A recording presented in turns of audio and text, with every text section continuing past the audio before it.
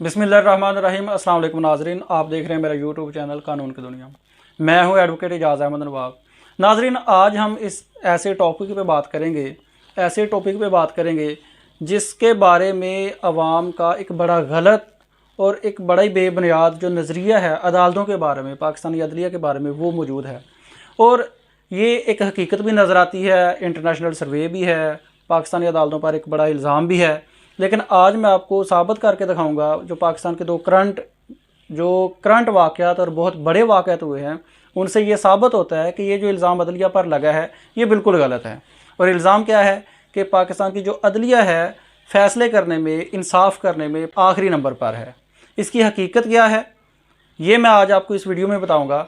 और उस पहले ये भी बता दूँ कि हम जो लॉयर्स हैं जब भी अदालतों में जाते हैं, जब भी किसी के साथ काम करते हैं, कोई बात करते हैं, दोस्तों में बैठते हैं, वैसे बात होती है तो लोग कहते हैं ये जो वकील हैं, अदालतें हैं, इंसाफ नहीं करते, इंसाफ होने नहीं देते, मामला तो बिगड़ते हैं, वगैरह वगैरह ऐसी बातें करते हैं।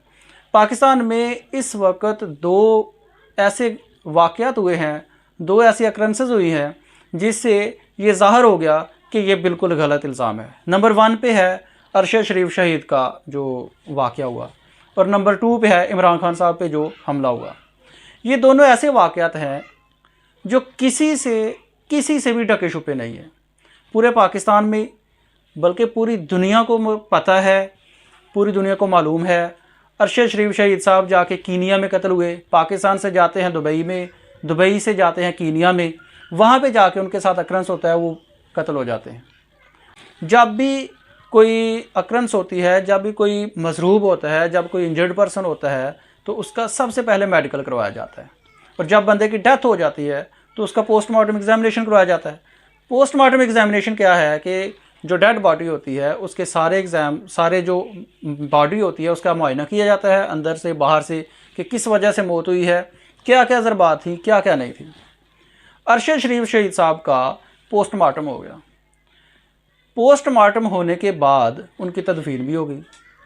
पोस्टमार्टम सबसे पहले, जब पोस्टमार्टम कंप्लीट होता है, डेड बॉडी बाहर आती है तो पोस्टमार्टम कंप्लीट है। डॉक्टर उसी वक्त अपनी रिपोर्ट बना देते हैं, वो कंप्लीट हो गया, डेड बॉडी की तदफीन हो गई। उसके बाद जो पोस्टमार्टम रिपोर्ट होती है सबसे पहले दी जाती है पुलिस को, और उसके बाद पुलिस के बाद जो राइट होता है वो होता है डेड बॉडी के जो घर वाले होते हैं उनका, फैमिली का। लेकिन यहाँ पर क्या हुआ कि फैमिली को पोस्टमार्टम रिपोर्ट ही नहीं दी गई। मजबूरन अरशद शरीफ शहीद साहब की वालदा को हाई कोर्ट में जाना पड़ा। हाई कोर्ट ने ऑर्डर किया कि इनको पोस्टमार्टम रिपोर्ट दें। वो आज तक पोस्टमार्टम नहीं मिली, जो उनका बुनियादी राइट है, जो फैमिली का राइट है कि पोस्टमार्टम रिपोर्ट दी जाए, उनको पता लगे डेथ क्यों हुई, क्या क्या ज़रबात थी। वो रिपोर्ट, पोस्टमार्टम रिपोर्ट उनकी वालदा को नहीं मिली। कितने दिन गुजर गए, जबकि एक शो में आ जाती है, वहाँ पर आके पता लग जाता है, तस्वीरें आ जाती हैं कि किस तरह अरशद शरीफ साहब की जिन उंगलियों के साथ लिखते थे वो उंगलियां तोड़ी गई, किस तरह उनकी पसलियां तोड़ी गई, किस तरह नाखून खींचे गए। एक शो में आ जाता है, टीवी शो में आ जाता है, लेकिन उस वालदा को नहीं मिली। अब आप बताएं कि हमारी ये ब्यूरोक्रेसी है, हमारा ये पुलिस सिस्टम है, हमारे ये जो छोटे छोटे अफीसरान हैं, रुकावट है ये इंसाफ में।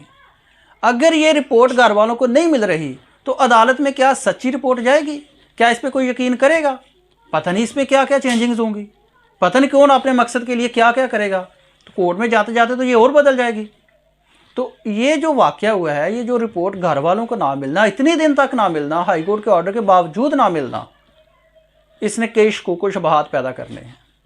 इसने कई जो कमीशंस की रिपोर्ट आनी है उनको बदलना है, वगैरह वगैरह बड़ी बातें होनी है। और उसके बाद कहना है कि जी अदालतें इंसाफ नहीं करती, अदालतों ने बरी कर दिया, जी रिपोर्ट भी आ गई थी, पोस्टमार्टम रिपोर्ट भी थी, कमीशन की रिपोर्ट भी आ गई, अदालत ने इंसाफ नहीं किया। लेकिन मैं आपको आज बता देता हूँ कि नहीं, ये अदालत का कसूर नहीं है, ये वकला का कसूर नहीं है, ये कसूर उनका है जिन्होंने केस ख़राब किया है। कोर्ट्स तक केस पहुँचते पहुँचते तो ख़राब हो चुका होता है। इतने दिन तक जब पोस्टमार्टम रिपोर्ट ही नहीं आ रही, जब कॉज ऑफ डेथ सामने नहीं आनी, तो सज़ा किसको होनी है?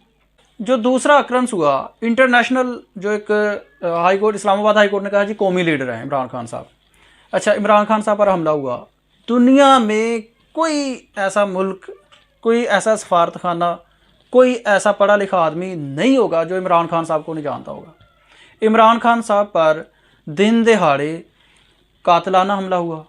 कातलाना हमला होने के बावजूद, दिन दहाड़े कातलाना हमला होने के बावजूद, साबका प्राइम मिनिस्टर पर हमला होने के बावजूद, और पूरी उम्मीद की जा रही है कि वो आइंदा भी प्राइम मिनिस्टर बनेंगे जब भी इलेक्शन होंगे, उन पर हमला हुआ।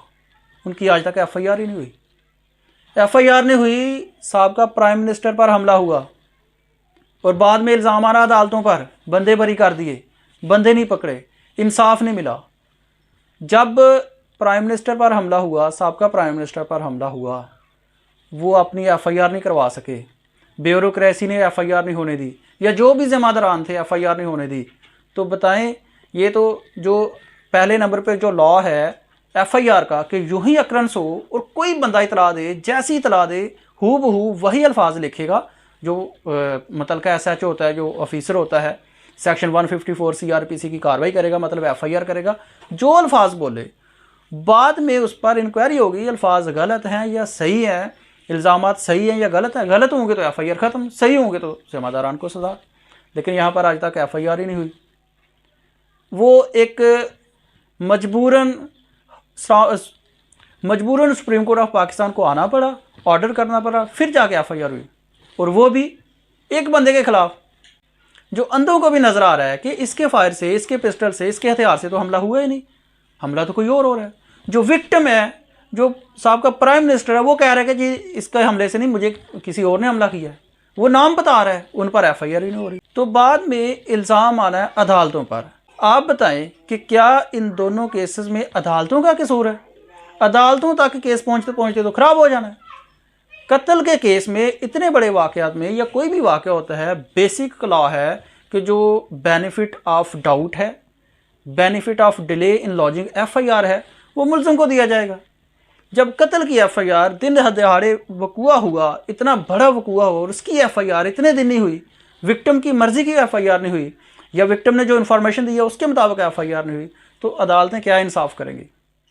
तो आज के बाद ये साबित हो गया, ये समझ लें, ये सोच लें कि जो पाकिस्तान में इंसाफ है, या जो अदालतें इंसाफ करने में सबसे एंड पे आती हैं, उसमें कसूर अदालतों का नहीं है। या यूँ कह लें कि इसमें सिर्फ कसूर अदालतों का नहीं है, कसूर उससे पहले हो चुका होता है। पाकिस्तान में तो केस अदालत में पहुँचता ही तब है जब ख़राब हो चुका होता है, जब पुलिस ने, जब पटवारियों ने, जब तहसीलदारों ने, जब ओहदेदारान ने, जब मुतल्लिका लोगों ने केस ख़राब कर लिया होता है, जब केस का बेड़ा गर्क कर लिया होता है, हक़ाइक़ तोड़ मरोड़ लिए होते हैं, वगैरह वगैरह, तो अब अदालतों में केस आता है। तो इन दोनों वाक़यात से पता लगा कि जब इतने बड़े बड़े लोग इंसाफ नहीं करवा सके, तो फिर माड़ा बंदा इंसाफ कैसे मिलेगा? तो फिर केसेस लोगों के ख़राब होते हैं, ऐसी हरकत की वजह से ख़राब होते हैं। एक माड़े बंदे के साथ अक्रंस होता है, वो पहले पुलिस में जाता है। एक माड़े बंदे के साथ अक्रंस होता है, वो पहले पुलिस स्टेशन जाता है, FIR नहीं होती। वो 22 AB की पिटिशन करता है, FIR नहीं होती। वो हाई कोर्ट में जाता है, FIR नहीं होती। वो कंटेम्प्ट करता है, फिर जाके FIR होती है। 3 4 5 मंथ गुजर चुके होते हैं, एविडेंस ख़त्म हो गई होती है, फिर उसको इंसाफ नहीं मिलता। फिर कहते हैं कसूर अदालतों का है। वही उस पुलिस वाले से तो पूछें, SHO से तो पूछें, उस तफ्तीशी से पूछें जिसने पहले FIR इन लॉन्च की थी, जिसने एविडेंस ही कलेक्ट नहीं की थी। इल्ज़ाम डायरेक्ट अदालतों पे आ जाता है। तो ये बेसिक वजह है, इन अक्रंसेस से लोगों को पता लग जाना चाहिए कि ये बेसिक वजह है जिस वजह से अदालतें इंसाफ करने में नाकाम रहती हैं। शुक्रिया।